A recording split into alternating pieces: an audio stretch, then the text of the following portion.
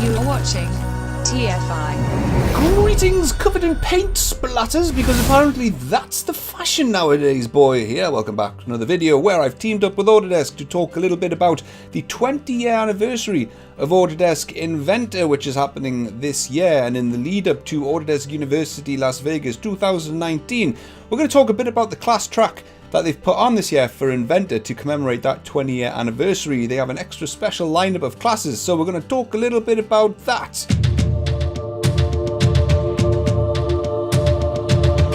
But first, 20 years ago in 1999, a certain MCAD application of the solid variety was beginning to frankly make everyone else look like a bunch of wireframe dummies. In response to this, Autodesk began working on their own variant and launched Project Rubicon in 1999, free from any of the AutoCAD code, which up until this point Autodesk had utterly mastered.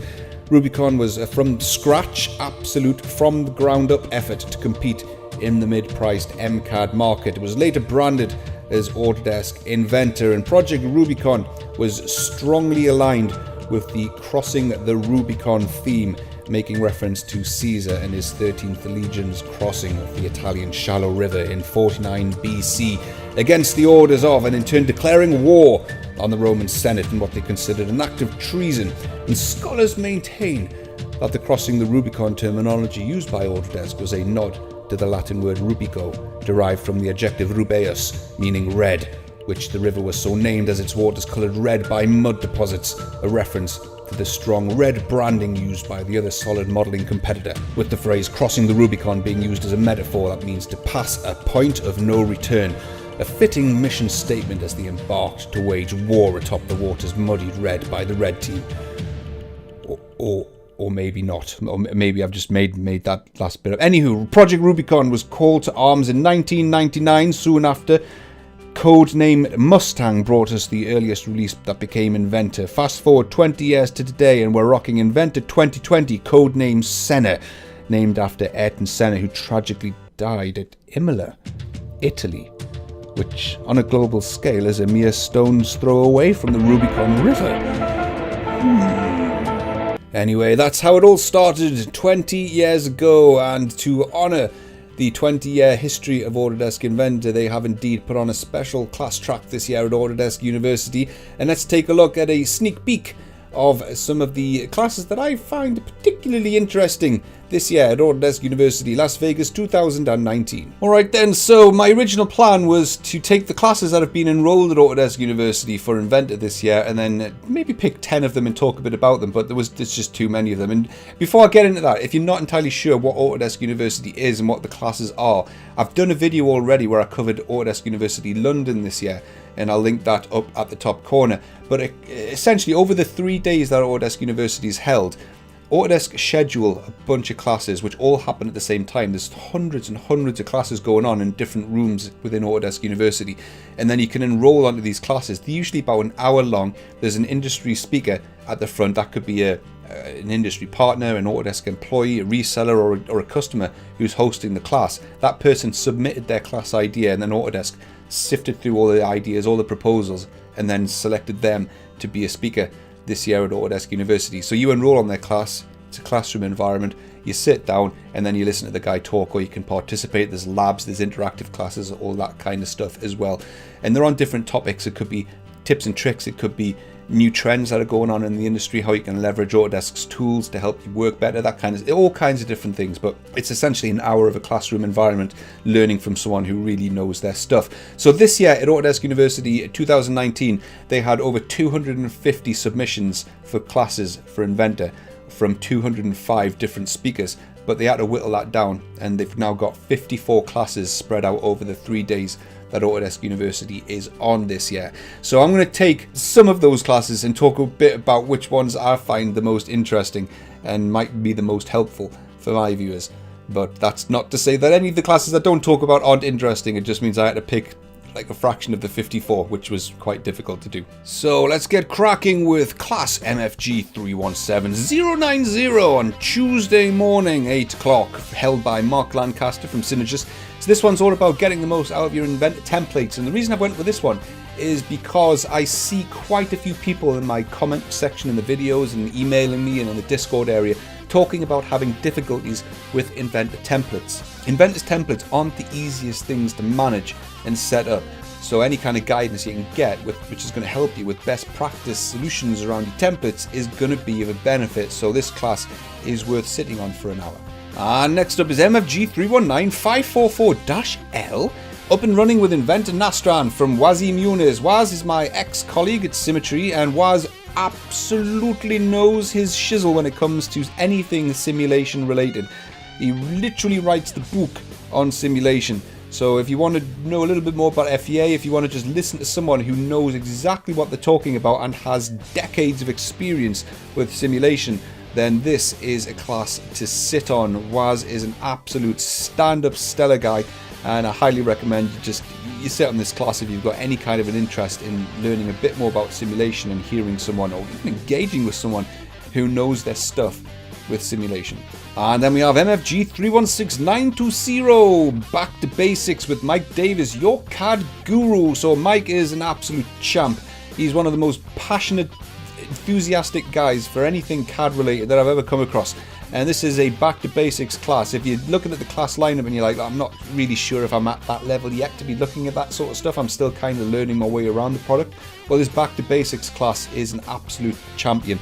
It's a class that he's held across multiple Autodesk universities. He's done it several times before, and it's well polished. It goes over numerous different topics, tips and tricks, bullet point areas, and it's just a good way to sort of learn a little bit more about the basics of Inventor rather than talk about the high-end stuff that you maybe feel not quite ready to divulge yourself into quite yet. And then there's MFG 319459, Tuesday 9:15 AM, preparing your Inventor and Fusion 360 3D models for use in AR, VR and MR, augmented, virtual and mixed reality with 3D Studio Max. So this is something that's a bit of a hot topic for me at the moment. I'm doing quite a lot of work in my day job with virtual reality, so a class on how to easily and efficiently port your data from Inventor and Fusion 360 over into one of those extended reality style headsets or environments is something which I find quite interesting. I'm going to try and catch this class whilst I'm over there. And I am 323065, Ask the Inventor Product Manager panel. So this class is more of a customer engagement style of a class. So the Inventor product team, the guys who are responsible for the day-to-day management and development of Autodesk Inventor, host a class for an hour where they engage with you guys, get your feedback. You can shout at them, you can complain at them, you can ask them why things are the way they are, and then they can try and give you either a real answer or use the political escape route. It's up to them. But this is exactly what the class is for. It's to engage with the customers, and it's your opportunity to either vent to them and be pragmatic about it, be constructive. Don't just have a whinge because you had a crash one day and you lost a load of work. It's not really anything that can do much about that, but it's a good class if you want to help shape the future of Inventor. And next up is IM322449, saving time and reducing errors by automating designs with Inventor iLogic. So I picked this one because I get asked on a regular basis all the time, Neil, can you do more videos on iLogic? And the answer is I've never done a video on iLogic, so I'm not going to do more of them. And the reason for that is I can't write a line of code to save my life. I have tried several times installing Visual Basic, whatever the hell Microsoft Studio thing is called, and I've tried to start learning it. I just don't have the time or the mental capacity to hold a computer programming language up here right now, and it's just something I can't do yet. I can't. So there is a lot of demand for iLogic. It's an extraordinarily powerful module within Inventor, and I am a little bit ashamed that I'm not able to leverage that, but it's something that I just kind of leave to other people to do. And in my day job, I will pay consultants to write stuff in iLogic or any kind of programming language. But if you want to get cracking with it, if you want to learn a bit more about it and hear from someone who's doing it, then this class is going to be great for learning a little bit more about what iLogic can do for you. You're not going to be taught the entirety of iLogic in an hour, that kind of goes without saying, but it's just an insight into what the module is capable of. And moving on to IM320822-L, getting started with a generative design for Inventor users.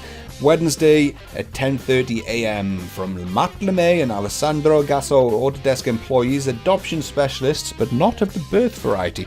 No, these are generative design adoption specialists. So I picked this class because generative design is one of these emerging technologies which is going to explode at some point in the future. It's kind of just dipping its toe in the water right now, and it's becoming a bit more known. It's trying to get its name out there, but in the future this is going to be big technology. So if you want to know a bit more about generative design and what it can do for you, how you access it, what it's all about, then this class is going to be just the ticket for you, sir. And then we've got MFG 319445. Let's take it from the top. iLogic best practices and fundamentals for success. So I've included a second iLogic class in here because it's a big topic, and this one is kind of the best practices and fundamentals. So this one might get a little bit hands-on and teach you how to get started with it rather than just talk about what it's capable of. So this class seems to be a little bit more interesting when it comes to if it's something you want to do and you're planning on tackling it yourself. So that's Tuesday at 10:30 as well. Some of these classes might overlap with each other. It's one of the dilemmas. If you are going to AU, you have to kind of prioritize your classes and choose which one seems to be more interesting than another one that might be scheduled at the same time. And this one stood out for me actually. This is MFG 322671. Choose your own adventure, Inventor. And it's an interactive class. This is... It seems like a class where the guys are going to design something in real time in the class, and then the audience kind of dictates the direction that they go and decision making that they do along the way for this this design. So that sounds quite interesting, and I've never heard of that before. They might have done them in the past, but I've never really come across this yet. So that stood out for me as being something that would be quite interesting to sit on and watch how something is done and designed. And MFG 321-419-L, better machine design with Autodesk Inventor design accelerators. This is the design accelerators. It's something that I get a lot of feedback within my video comments area. People wanting to know how to use spur gears, worm gears, how do they do the O-rings and suspension springs and all kinds of stuff with the design accelerators. It's a massively powerful, unique selling point to Inventor, and it's something that there's not a massive amount of literature out there for. But if you can master them, you can be extraordinarily powerful with them. I've done a few videos myself on them, on a couple of them anyway. There is a lot of design accelerators. But if you want to sit down in a class and hear about it from someone who absolutely knows their stuff with the design accelerators, then this class is the one for you. And the last one that I've included is MFG 318699, Cardzilla returns, fighting with large assemblies in Inventor, Thursday at 2:45, otherwise known as the graveyard shift, because a lot of people have sadly gone home by that point. So's Jim, seems to always be the case.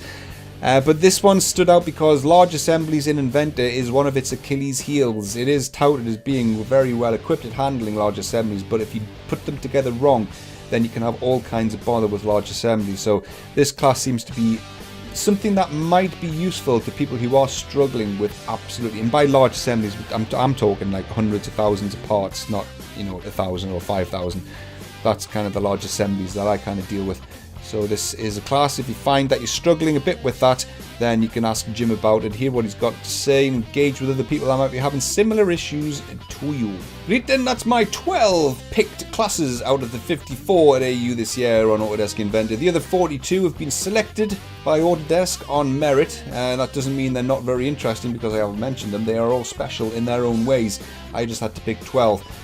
But if you want to see what the other classes are, mate, and you're registered for AU this year, you can go to your AU app and you can see what all the classes are, and you can pick which ones you want to enroll on. Obviously, you can only be on one at a time. There's only so many hours in a day. That's the struggle. That's the thing you've got to prioritize.